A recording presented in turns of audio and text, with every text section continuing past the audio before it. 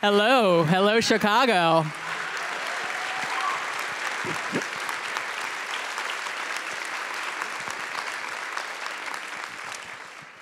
How's everybody doing? Good. Everybody's alive out there. The book is great, and it's super fun, and I was really trepidatious about it because I am probably your worst nightmare, and then I'm totally scared of death, and I was like, I'm not going to enjoy reading this. No, you're my perfect victim. And I wanted to just start by, the book is a collection of answers, very thoughtful answers that dive into both science and history but the questions come from kids.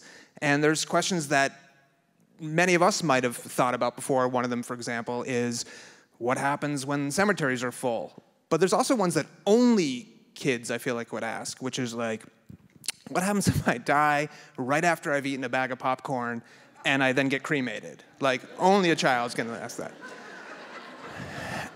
So let me just start with when are kids asking you these questions? Are you invited to schools? Do you go up to kids at the mall?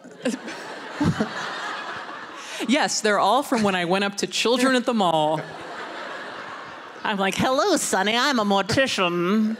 What corpse questions do you have? No, most of them are from events like this. I know some children in my daily life, but not many children. I'm like the weird aunt.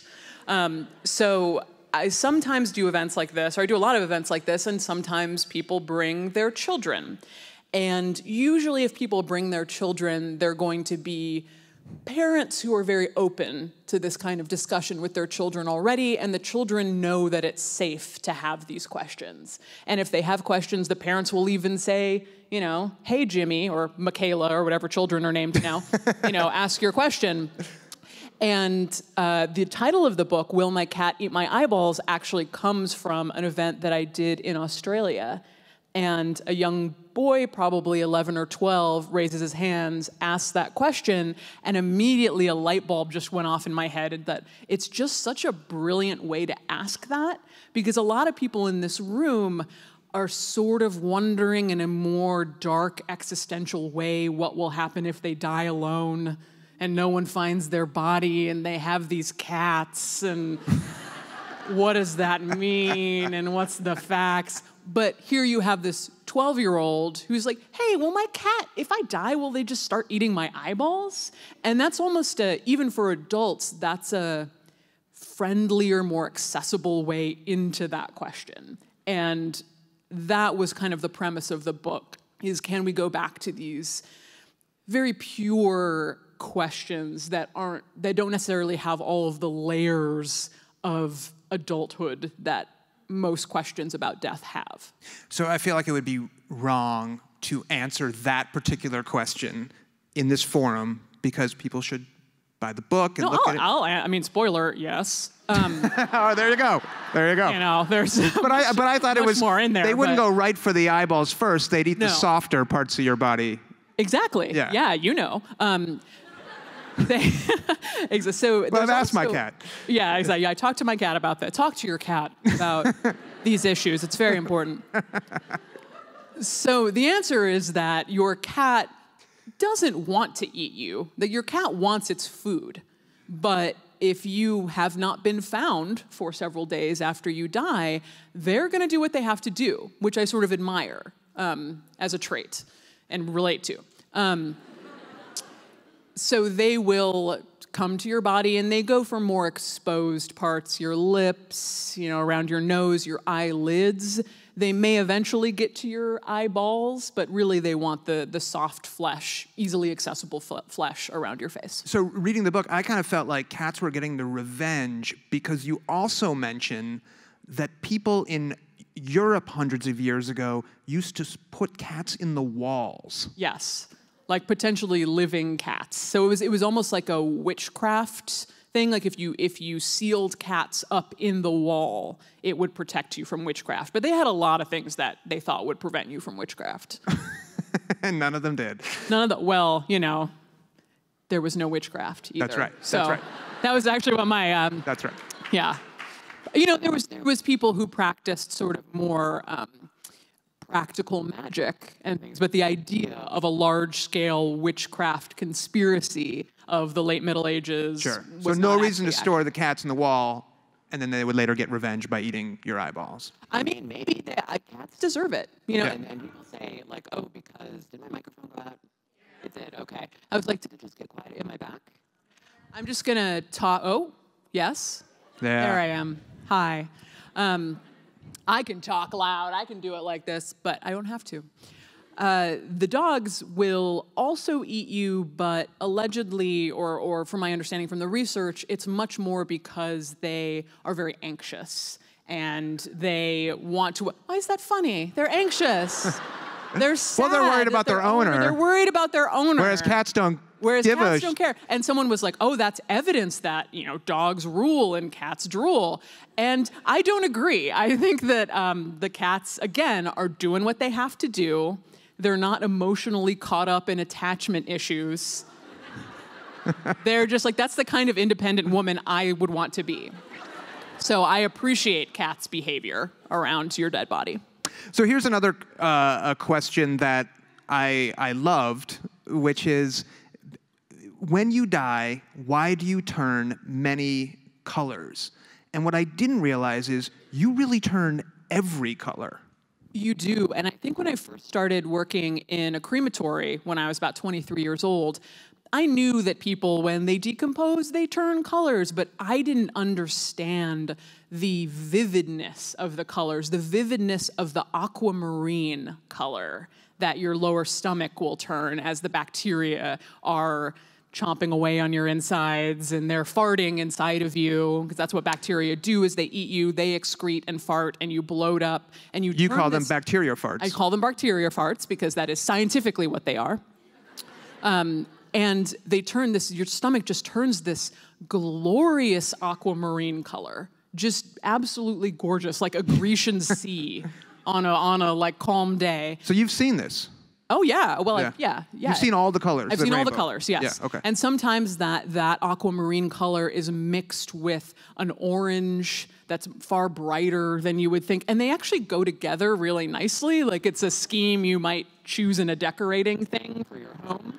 So why aren't we doing something with this from an art perspective? Another idea has just gone off in my head, which is decor schemes inspired by decomposition colors. Yeah. Maybe the world's not ready for it. And I understand that, but you know, you got to start somewhere. I think that there's just so much.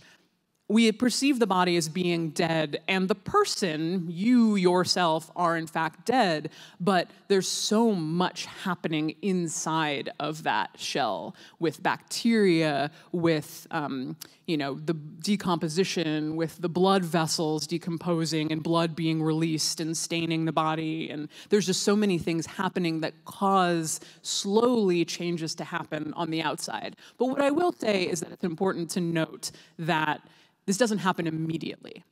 People tend to not want to keep bodies for any longer than a couple hours or keep them in their home because the fear is decomposition just starts immediately. Like within 2 hours, mom is going to blow up like a balloon, or like Charlie and the Chocolate Factory, and it's going to be horrible and hideous and difficult to see. Is there another mic that we could get? I keep going in and out, right? Use this one. Okay. Well then, but then what about you? Well, we'll just... okay. Well, I'll talk less, which is the whole... No. We were having a great conversation backstage about, well, Twitter. So not a great conversation is the answer. More depressing than death. More depressing than death, exactly. What's the only place in the world more depressing than a funeral home? It's twitter.com. But don't think that decomposition happens immediately, because that will prevent you from maybe staying with the body or taking that time that you need.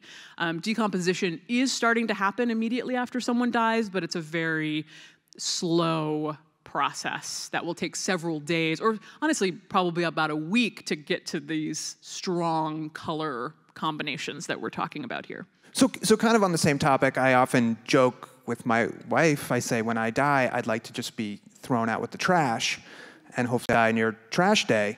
Mm-hmm. And we were talking backstage, and that there is something called human composting. So that seems like a good thing. Fans, Yeah. human composting fans. Like if that's real, it seems awesome. It is, yeah, it's incredible. So very excited that this process called recomposition, or human composting, was just legalized in the state of Washington. And to be honest, when we were starting this, Katrina Spade is my colleague who came up with this method. When we were doing the testing of it and a lot of the legal experts, the thought was that this was not going to be legalized right away. We live in a pretty conservative country around death, and they weren't just going to be like, oh yeah, human composting, sure. Here's the rubber stamp through the legislature, great. Because each state has their own laws around death. And so it has to be legalized in each state individually, which is a very painful, long process. But what Katrina was able to do and advocate for to get both aquamation, which is water cremation, and recomposition or human composting legalized in the same time at Washington State with the message of this is going to help us environmentally, this is going to help us as far as looking toward the future for working class families. If you have this complete message around why we need to change how we do death in our country, you can get things done, and you can get things like that legalized. So that was, I think, very inspiring and hopeful win for this movement. So let's get into the why kind of behind the book. The book is fun, and you say, I think there's a line in there that says something like, death itself is not fun, but learning about death should be fun. But taking it beyond that, like, what is driving, beyond entertaining an audience online, what is driving your advocacy? What is your advocacy, I guess? Oh. And now I will monologue for 30 minutes. Yeah, well, my mic's not working, so. See, you're fun. That's why we want you to have a microphone. Yeah. Also to cut me off or like pull the cane off me off stage. I mean, the advocacy for me has really become a couple of things. It's humans should interact more with their dead. They should be more present and more responsible around their dead. And I don't mean necessarily like forcing you to take care of your own dead, but knowing that you have those rights and that you have the ability to do that, and handing the body straight off to the funeral industry like it's emergency is not necessary. Second thing would be new green options and new technology around death, like an aquamation, like recomposition, like natural burial, which is not new, but is in fact old, and just going back to natural burial fans. Every one of these new things. So what is natural burial? Natural burial is incredibly simple. It's the idea that most American cemeteries over the last 100 years or so have developed a way to keep your body nowhere near the earth around it. So when we talk about burial, we're really talking about burial, because the body's going way far under the ground in a concrete vault, in a sealed metal or wood casket with a chemically preserved body in it. So it's layers and layers and layers of protection around this dead body.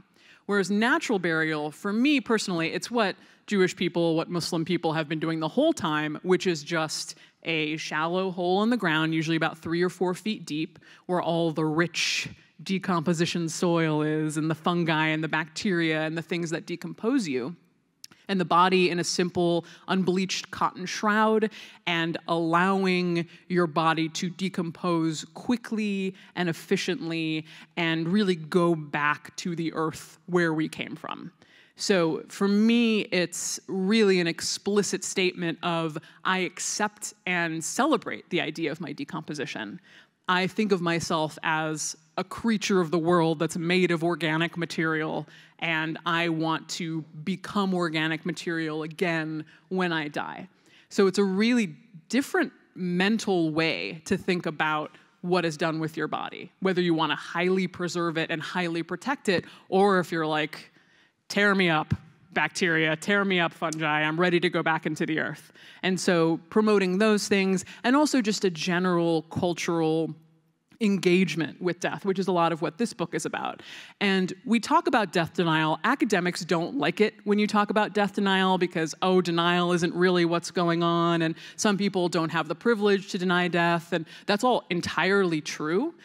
But when I talk about denial, I'm not only talking about potentially the denial that you experienced in your household growing up around death. I'm also talking about the overall cultural denial around death and the way that we don't allow for different experiences and different religions and different cultural groups to express themselves in their death and their death traditions, because we have a very aggressive, expensive, cookie-cutter way of providing people with death services in the United States. You know, it's interesting that you chose children to ask for the framework for the book, because I've got 2 kids, and I remember, and I'm sure other parents here remember this as well, that there was a distinct stage in early childhood when the child would become, I wouldn't say death obsessed, but they would really start asking a lot of questions. And you know, you're just like, I don't know, let's go get a milkshake. And then it leaves, and then they don't ask. And so what happens, do you think, what are we doing wrong, I guess? I don't know that I want my child every day being like, oh, here, I got another death question. But like, what happens that there's a stage that's totally natural because kids aren't socialized enough yet to not ask the questions, and then they are socialized to push it aside? Well, that's the age that I try to find them in a mall and provide my services to them. I knew it. Yeah, exactly. That's when my eyes are always peeled for a child to get. Your kid's about 4, isn't it? Yeah. I think how you described it is absolutely correct. My personal experience reflects that. You know, I was a child that had a lot of questions around death, and I learned at a certain age that people don't want you to ask them, or they don't necessarily want to hear about them, or kids are so sensitive, emotionally sensitive to reading the room, sometimes much more than adults are, and they know that their question isn't appropriate or isn't welcome, and they shut down and they don't ask it. And I don't think it's necessarily anything that adults are doing wrong, but if you have kids, the best thing you can do is just let them know that it's safe to ask questions. It's safe to be afraid. And every family has a different relationship with death. Who knows how many deaths a child has experienced? Who knows what they've seen on TV? Who knows what their worldview is on death as a family? But what every single family can do is say, if you have young people, how are you feeling about this? Don't force them, don't drag them to grandma's casket and force them to kiss the body and say, like, you're death positive now, child. But also don't tell them that they can't go to the funeral and they can't show up. And if their dog dies, it just disappears. Let a child dictate their engagement with death. And give them the opportunity, ask questions. And if they're not feeling it right then, if they don't want to answer, if they don't have any questions, fine. Don't force them to ask questions. But that means that 2 months later, when they see an accident on the street or they see a dead bird or their uncle dies for whatever reason, they know that it's safe to ask you those questions because you've already set the precedent with them. Hey, I'm here. I'm open. I'm going to answer the best way that I can. I'm not shutting this off to you. It's not emotionally unsafe to have these feelings or questions. So how do you find the good news is you could be a child and go through much of your childhood now without experiencing a loved one who dies. People live longer. There's obviously less child mortality. My guess is, and you can correct me if I'm wrong, that we used to have a better relationship with death because death was all around us. People were dying in their homes more often. You might have a brother or sister who died. That still happens, but not to the extent that it does now. So on the one hand, it's good. Like, why should we ever think about death until it happens? It's not around us. On the other hand, like, that's not really preparing us. No, yeah, and it makes it so much worse. And obviously it depends on where you grow up, how much death you're exposed to.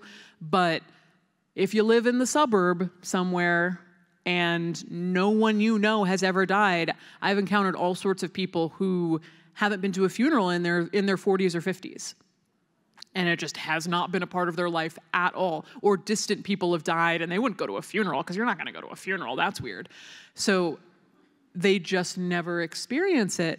And all of a sudden, their child dies in a car accident, or their mother is incredibly sick and they're in charge of her medical care. And it throws them into this existential crisis because they have no framework for handling this at all. And also what I would say is that even if you are not directly exposed to death on the daily basis, you have a relationship with death. Everyone in this room has an incredibly complex individual relationship to your own mortality that drives you in your life.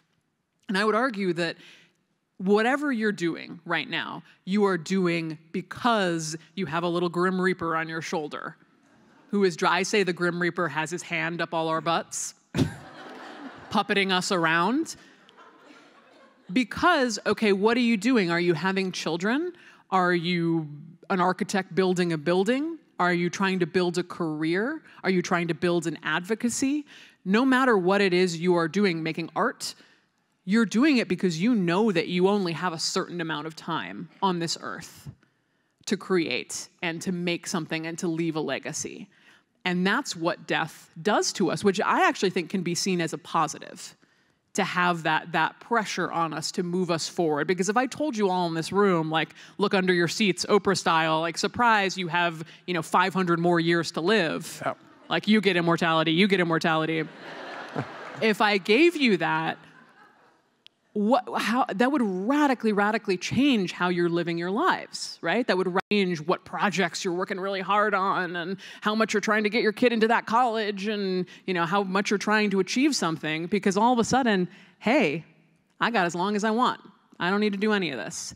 And so I appreciate mortality in that way, but if you're denying that and you're not aware of that and you're not expressing how mortality is affecting you, it's still there.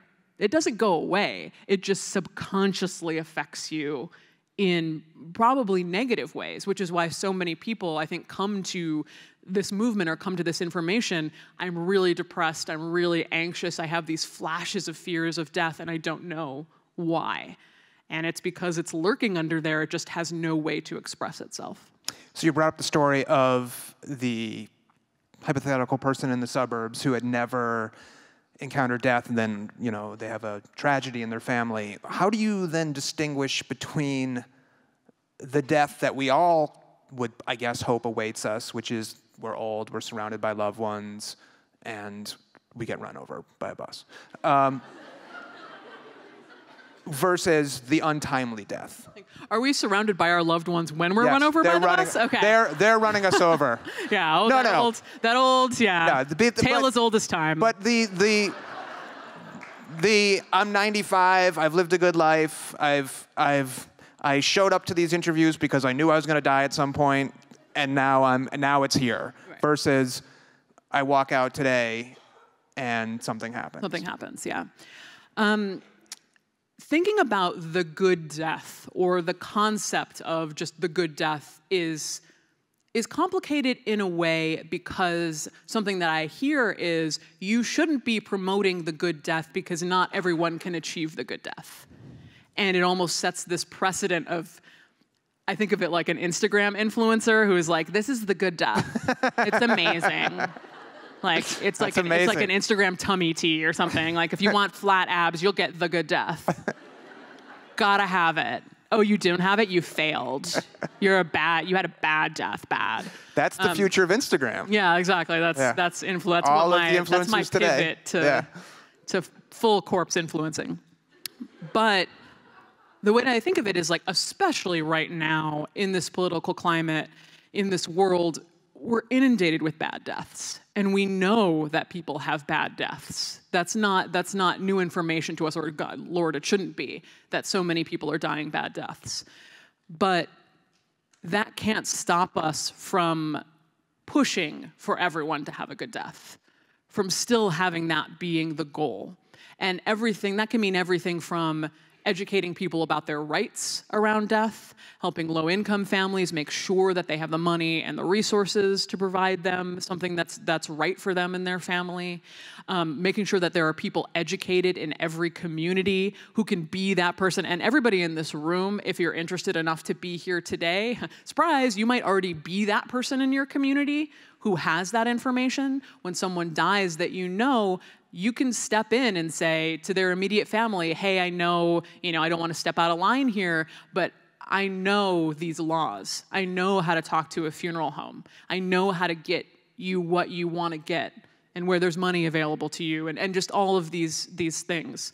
So if you can be that person in your community who can help the family achieve the closest to the good death possible, that's worth its weight in gold. And I hope that you all are already doing that to the best of your ability. Let's pivot to something a little bit more fun. One child asks... I think that's fun, but okay. Yeah, no. Right. Well, more fun. That's fun. More whimsical, I guess. More whimsical, sure. One child asks, we eat dead chickens, why not dead humans? So what's wrong with cannibalism? Nothing, honestly. Nothing is wrong with cannibalism. I mean, like, murder cannibalism, not good. But serial killer cannibalism, not preferable. But as far as cannibalism, throughout history, there have been so many different groups that practice what we call mortuary cannibalism, which is something that I've long been fascinated by, which is the idea of basically eating your own dead in a ritualistic way. And the thing that really blew my mind open was the story that I told in Smoke Gets in Your Eyes about the Wari tribe. And they're a tribe in very rural Amazonian Brazil. And what they would do is not the immediate family, but they're called afins. It's the sort of, your aunt, your uncle, your cousin, the slightly second level of family would, as a favor to the family, come in and eat the dead body of the person who had died. And it wasn't like, yum, yum protein, because as I learned while researching this book, we're not good protein. We're not good eating. Humans are not, the reason that cannibalism probably hasn't developed as much as it could have is that we're just not nutritionally sound. Can you imagine, though, how awful it would be if we were and tasted great? It would be a whole different world that we lived in. That's a whole book there, is like how the world would be different if cannibalism made a lot more sense. But there's just so many calories. We don't have a lot of calories to offer. We're just not good eating. So it wasn't great for these people. It wasn't like, yum, a dead body. It was actually pretty disgusting because the body would already be decomposing a little bit. It made them a little sick. But it was so important to these tribes to almost subsume the person back into their group.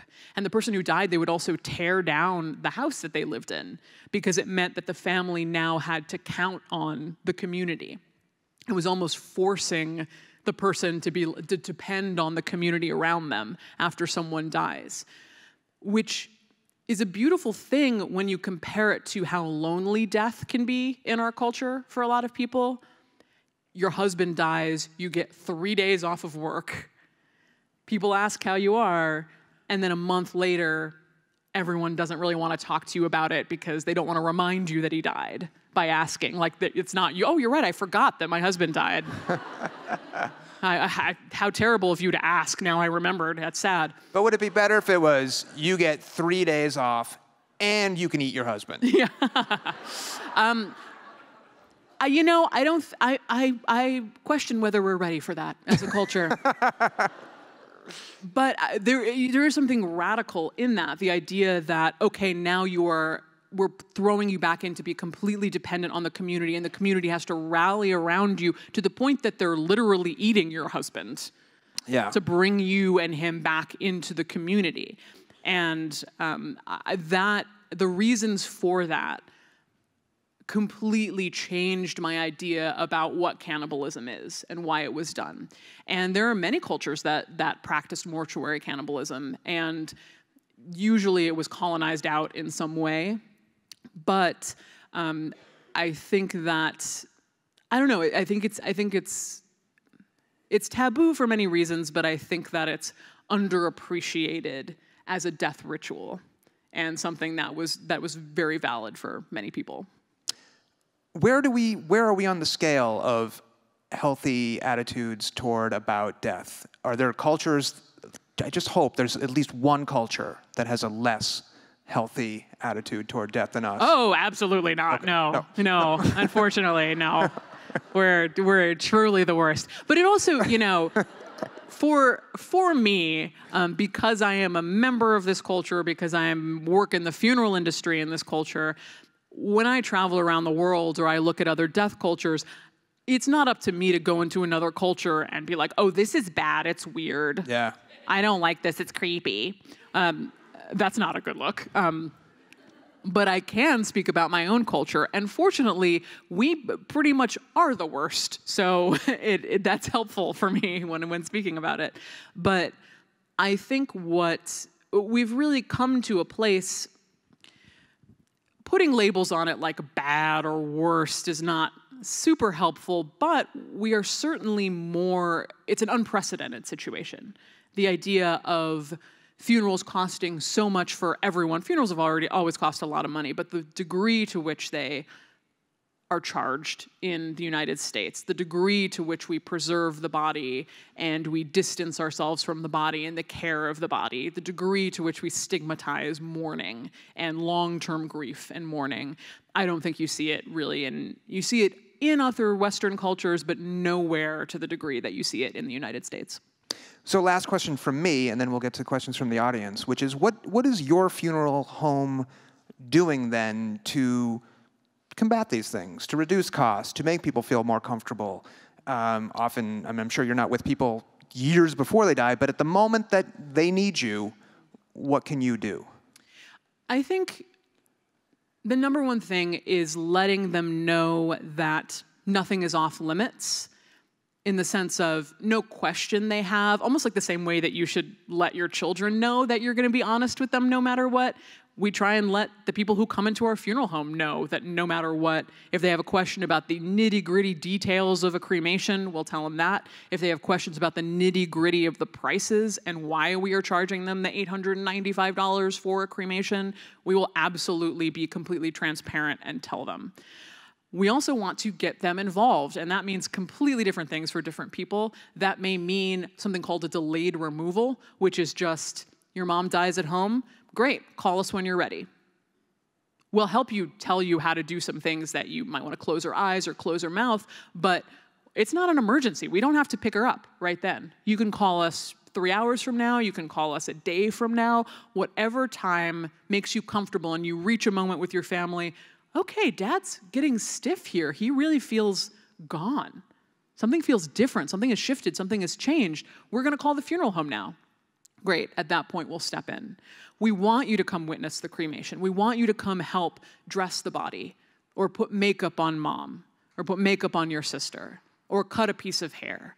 We want you to be as involved as you feel comfortable being, and part of that is us being there, holding your hand a little bit, saying, absolutely, you can do this. Oh, you want to fix her hair? Come on in. You got a hair curler? Yeah, absolutely. It's just like regular hair. It doesn't change when they die. Here we go. Giving them that space to have those feelings and work things out in the moment. Because I think the number one issue in the modern American funeral is you walk in, there's Dad in the casket. He's looking a little waxen. You walk up, you look in, you tap him on the hand a little bit, and then you go sit down, and that's your funeral. That's what you've done.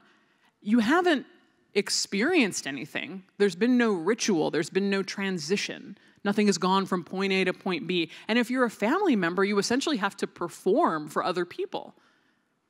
Whereas if you're given something to do, it's a smaller group of people, it's an intimate group of people, it's almost like an introvert's dream in a way, because you're allowed to really process things, ritualize things, and go from point A to point B in the moment. And you're not putting off the hard work of feelings and grief to do this more performative funeral with the body in the casket. So that's mainly what we're trying to do, and obviously encouraging green death care as well. Sounds great. You ready for some questions from the Oh, yeah. the live audience. Absolutely. I mean, it's not a mall, so it's not my usual forum, but we have a microphone coming around. Great. There's a couple microphones, and Travis are around here. Just try to keep it. It looks like there's a lot of questions, so we'll try to get to everyone. Thank you. Oh, thank you for being here today. I'm a member of the Order of the Good Death, and I'm Wonderful. a Patreon supporter. And if this gentleman will, I have a small gift for you. Oh, thank you. Yes, it's a ring. It matches the eyeballs on the Oh, back. amazing. Yes. Here, bring it to me now. Yes. Yeah, exactly. I also have a T-shirt gun. Woo. Thank you. Oh, amazing. Thank you. I'm gonna put You're it on. welcome. And just thank you so much for being here and for what you're doing. Of course. I appreciate it. And I talk to everybody I can and say you can think about death differently. Thank you. So You're your welcome. question was, I want to give you a gift. That's amazing. Every other question's going to be worse. I know. I expect every question will come with a gift now. Thank you. Right in the back. We bring the house lights up just a little bit. Thank you. My question will sort of be bundled into two parts.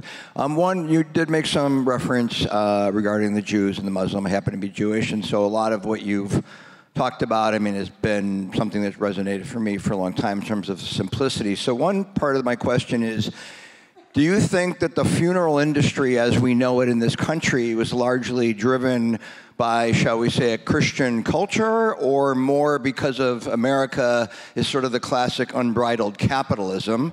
That'll be part A. I love that question. And part B, you know, you've talked about, you know, the funeral industry, right? And one of the things that seems obvious to me growing up here is that we have so many sort of entrenched interests in lots of industries. And so one of the things that lots of industries, I'm a cardiologist, I'm not naive that most of the professional organizations try to argue that they're doing advocacy for the patients, but behind the scenes, it's to protect my pocketbook, but we're not supposed to say that. So you're a member of the funeral industry, but some of what you preach would reduce the profit margin. So I wanted to know if you're perceived as sort of, you know, a bad guy, and there's lobbying efforts and money spent to try to quiet you, or because maybe you're a dues-paying member of a society, you get protected a little bit. Thank you, sir. Ooh, those are good questions. I forgive you for not having a gift for me, because those are great. The gifts was your questions. Yes. So I remember being in a meeting with the head of a very large television network, and we were talking about a TV show or a potential TV show, and one of the things that she said was, I am worried because if you're talking about these alternate ideas about death, and in a way, not disparaging embalming, but talking about the issues with embalming and caskets and all these things, that's essentially an anti-Christian message, because this is a, you know, Judeo-Christian culture, and this is where this all came from. And I had to, you know, let's stop you right there. The American funeral industry rose up around capitalism, pure and simple. It was not a deeply, profoundly religious thing that just happened to cost a lot of money. This was capitalism. The way that it started was originally the undertakers in the late 19th century were people who just sold you some stuff. Like, people in the home still took care of the body, the community took care of the body, but undertakers would sell you the carriage to get the body to the cemetery, or they would sell you mourning wreaths, which you put on your door, or they would sell you mourning cards that said the person's name on it that you could give out like party favors at the funeral. But after the Civil War, they kind of got together and professionalized as an organization, these group of men, to say, if we add embalming to this, and the families now have to give us the body, and then we do something to it and sell it back to them, that's really going to make us professionals. That's going to mean that we're like doctors, we're like lawyers, we're a professional organization. And this is where you see the start of all the exact professional organizations you're talking about. And since then, those organizations have been working to make it so the family has to use them. that they have to go through a funeral home to get done what needs to get done. So it absolutely was founded on capitalism. It's not a sacred, beautiful, ancient American truth related to religion. It's late 19th century, early 20th century capitalism. That's what the funeral industry is. So going with that, I don't feel like I need to tiptoe around that or protect people's feelings necessarily, because I know where it came from in that way. And as far as how they feel about me, it depends who you're talking to. There are young people in the funeral industry. There are even people in the professional organizations who love what I'm doing, who agree that there needs to be new options for families. And there are some people who deeply hate me, who deeply, deeply, deeply think I am a fame-seeking Jezebel. And I always say, you know, if I was looking for my 15 minutes of fame, funeral industry reform is not what I would have chosen, I think. Maybe like TikTok star or something would have been more appropriate. But I work for the public. I don't work for the funeral industry. So pleasing those men is not my primary interest. Yeah. Okay. Those are great questions, so thank you. I love talking about that. So there are lots of questions. So please keep your questions brief. Make sure that they are questions. And keep them to no A and B parts, just one. So we got like 10 minutes in this room, and then I got to turn it over. So let's go quick. I will also stop monologuing. Thank you. Hi. Hello. Thank you so much for your super informative talk. So I'm actually doing a design capstone on death for my kind of thesis project, and I was interested in how you think that language sort of plays a role in death denial as us as a culture, and where do you kind of draw that line between being like very blunt and like straightforward about death and coming off as rude? Yeah, no, that's a great question. I think we always talk about, okay, when is the right time to have those hard conversations about death? And the time is now for most people in this room, because hopefully none of you have someone on hospice at the moment or someone who died this week. And maybe some of you do, and I apologize if that's true, but we can have a conversation outside the gloom of an immediate death. And we can talk in factual language. We can use the word corpse. We can be specific about what we're talking about and not have it be that heavy. But if someone comes up immediately and says, my mom died today, even I, after all these years, find myself using past, you know, or words that I generally try to avoid, but you're right, in a direct conversation, it almost feels rude to be like, oh, your mom died today? I'm so sorry. And it's true. That's factual, but we've so stigmatized that word and made it so morbid that I think rude is the absolute word for it. And death, I think, is a little better than died because it's not an action word. So I'm so sorry to hear about your mom's death is better than I'm so sorry your mom died. You see what I'm saying? Just that like kind of subtle thing can help. But I think I'm so sorry to hear about your mom's death is ultimately better than I'm so sorry to hear about your mom's passing. So working to use words, but also being mindful, especially I think if you're a very death positive person or identify that way, we get excited about this stuff. We're curious about it, and sometimes you go into conversations with people who aren't ready for it and are like, what about, do you know what your mom's corpse might look like now? She died 10 years ago. Is she embalmed in the ground? Do you think she's moldy? What does that mean? You know, and the people that you're talking to are like, not quite ready for it. So being not using euphemisms, but also being mindful of where the person you're talking to is in their journey to engage death, I think is appropriate to think about. But I'd love to see what you do. That's really interesting. Where's my next victim? Oh, hi. Hi.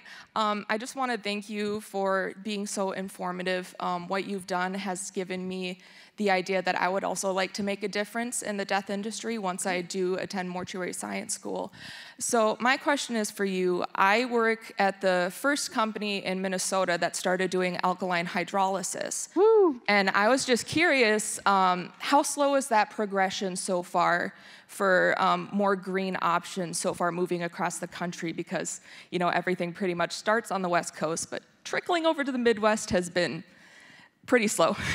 Yeah, but I would say that some of the real first exciting moves, you know, due to the Mayo Clinic and various reasons, happened in the Midwest with alkaline hydrolysis and aquamation. It's happening. Something that I go back to is the idea that in the early 1980s, the cremation rate in the United States was 3%. And last year, we just went over 50%. So yeah, woo, cremation rate. Everyone, the strangest things get applause in this room. But changing death culture and changing people's perception around death is a long, slow process. If you think of it this way, The American Way of Death by Jessica Mitford was a huge national bestseller that came out in the early 60s. And that book said, funeral homes charge too much money, they're taking advantage of you, you should just choose a direct cremation, a simple cremation. It's less expensive, it doesn't take up any land, it's environmentally friendly. Okay, that was a huge national conversation and a huge hit. 20 years later, the cremation rate is still at 3%. It takes that long for these messages to take hold. Because people think, you know, you may have people now who just, oh yeah, of course I'm gonna get cremated. It's what we've always done. No, it's not. Nobody did it 50 years ago. It takes a long time to get into the cultural consciousness, but it can get entrenched in a way very easily. And so I think that the work that we're all doing right now, natural burial, aquamation, natural burial, aquation, recomposition, you know, all of these different options, we're putting it in people's minds. Every time I'm on NPR, every time you tell a neighbor, every time it's in the New York Times, every time someone mentions it on Twitter, there was like a huge viral tweet of like, don't embalm me, just yeet me into a hole when I die. And I was like, great, natural burial has like reached the kids. I feel I'm so proud. My job here is done. Just that kind of way that it seeps out into the culture is why we just have to keep chipping away and chipping away and chipping away and chipping away. And the laws will follow, everything will follow. It's just changing each individual's mind to be like, oh, I could have a beautiful moment where I wrap mom lovingly and place her in the ground and it's not $15,000 to $20,000. Yeah, I'm gonna do that. We have the facts on our side, or like we have a good product, I think, in these new options. We just have to keep chipping away. Thank you for what you're doing. We have time for just 2 more. Oh no, I'm sorry, there's that's 5 my minutes fault. left. We're gonna go as fast as we can. I'm sorry. Well, you can also, yeah, although we don't have, for the We got signing, to end have with the go. child, though. We have to end with the child who wants to ask a question. Oh, we do have a real child. Maybe 3 more questions, maybe 2 adults and 1 child. I'll answer quick, and 2 adults and 1 child, go. Okay, Caitlin, order member from the beginning, and as a millennial who 20 years ago told my parents I wanted a quilt and a shallow grave, they freaked out. 20 years later, my parents are aging. Mortality is a hard conversation with them because of this boomer idealization of eternal immortality that embalming offers you.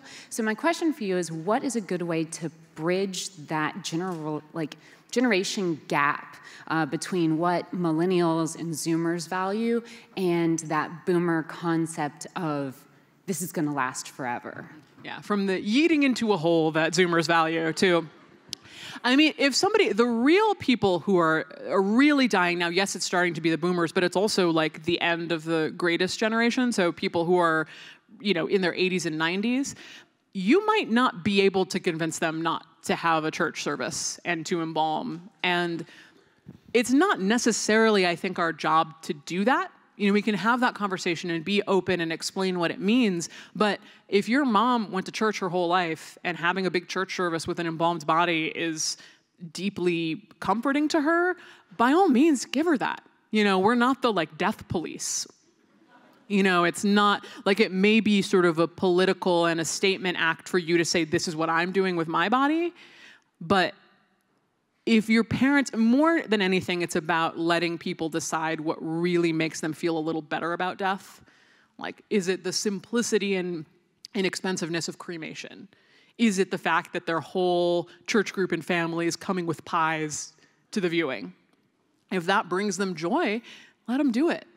And continue to do your advocacy in other areas. So let them know, tell them all the information, but letting the older generation do what makes them feel good, and then continue to working now, because again, it's a long tail of this progress. And people who are growing up now will grow up around these ideas that we're talking about right now. Go ahead, stand up. So that work is also really important. So we're going to have two more, one in the back, and then we'll finish up with this child. One and a child, yes. Hi, Caitlin. Hi. I'm here today because of my husband, who when I'm watching TCM downstairs, he's watching you on YouTube. Hi. So, Hello. When I saw you were coming through the Humanities Festival, he said, let's go. I'm like, okay. My question, I know you can't answer it quickly, but it's just sort of to know a little bit about your own journey to come to this point of such a positive, healthy attitude towards death and helping others in that process. And thank you, and we love you. Thank you. I love you. Hi, sir. Briefly, I will say that I witnessed a pretty traumatic death when I was young. I was about 8 years old. I was at my local mall in Hawaii where I grew up, and a very young child fell off the balcony. And saw the whole thing, saw them hit the ground, heard it, and it really made me terrified of death, to the point that I developed OCD symptoms and had a very difficult time processing what I had seen. And I subsumed it, like you were talking about earlier, Mark. I pushed it down, and I realized that it wasn't really safe to have these feelings. And it made me morbid, but I don't really regret that because I think that it brought me closer to an interest in morbidity and death. And as an adult, aren't we all trying to sort of fix things we went through as a child? You know, trying to tinker with things and get better and engage those things. And so when I started working at a crematory when I was 23, I don't know that I realized how many fears that was helping me work through by being around the dead and being around the dead bodies. And it not only helped me work through my own fears, but it also helped me realize, wait a second, there's no one here. There's no one here. I'm cremating the bodies alone. I'm just some, chucklehead 23-year-old. Like, where are the families? How did our industry develop to the point where the families aren't here at all? And would my experience as a child have been better if I had been allowed to participate in things like this? Or if my culture had been more open with helping me engage with death in that way? And that's really what started my continued work in the funeral industry and my public advocacy now. Yeah, that's great. And the last one, right? Hello. Hi. Hello. My question is it okay to do something really, really, really weird? With a body or just in general? For me. Sorry? I mean, like, cremating small parts of my body to put in a necklace, but burying the rest. Ooh. Natural burying. What a bold, innovative question. I don't think anybody's ever asked me that question. That's an amazing applause. That's a great question. I don't think so right now. What I did have one time is somebody, I think, had diabetes, and so they had to have their leg or their lower leg amputated. And so they brought their leg over to the crematory while they were still alive and said, here, can you just cremate my leg? And then maybe we'll cremate the rest of me after I die. But we cremated just that leg. So you can just cremate individual body parts, but I think that they probably would not let you. I mean, if it was up to me personally, I would do it for you. Absolutely. But it would probably put me in violation of my state's laws to say, you know, just saw off your arm or your hand or your leg and cremate just that and put the rest of your body in the ground. But you know, we are all looking toward the future, so I think that by the time you die, we're going to be able to do all sorts of cool things that we're not even thinking about now. So I think we're well on our way to that. And that is such a smart question that I am going to be thinking about for the rest of the day. So thank you for that. You're wonderful. Thank you so much, everyone. This was great questions. Great, everyone. Chicago. Hey, happy 20th birthday. Thanks for being such a great audience. I learned a lot. I'm no longer going to get frozen at the end. My name again is Mark Baser. I host a show called The Interview Show at The Hideout and on TTW, and I want to give a big round of applause to Caitlin Doty. The book is awesome. Will My Cat Eat My Eyeballs? She'll be out signing afterwards. I will. See you there.